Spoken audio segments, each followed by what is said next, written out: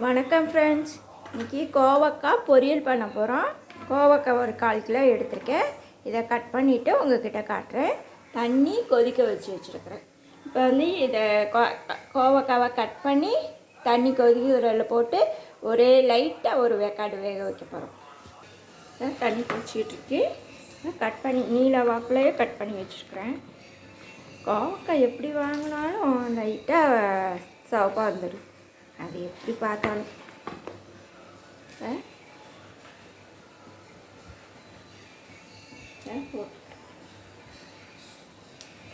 கொதிக்கட்டும். கொதிச்ச பிறகு இப்போ எண்ணெய் காய வச்சு கடுகு உளுந்த பருப்பு போட்டிருக்கேன். ஒரு வெங்காயம் சாப் பண்ணி வச்சுருக்கிறேன். வேக வச்சு தண்ணி எண்ணெய் எடுத்து வச்சுருக்கிறேன். இப்போ இதில் போட போகிறோம். இப்போ வெங்காயத்தை போட்டு வதக்க போகிறோம்.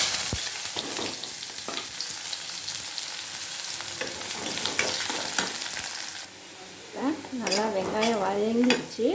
இப்போ உப்புத்தூள் அளவாக போட்டுக்கோங்க, நிறைய போட்டுறாதீங்க. கொஞ்சமாக போட்டு வதக்கிட்டு இப்போ மிளகாத்தூள் 1/2 ஸ்பூன் மிளகாத்தூள் அதையும் நல்லா வதக்கிட்டு இப்போ காயை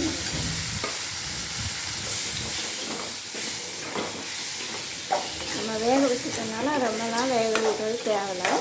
அப்படியே வதக்கலாம். வதக்கிட்டு இப்போ வந்து தேங்காய் துருவல் கொஞ்சம் போட்டு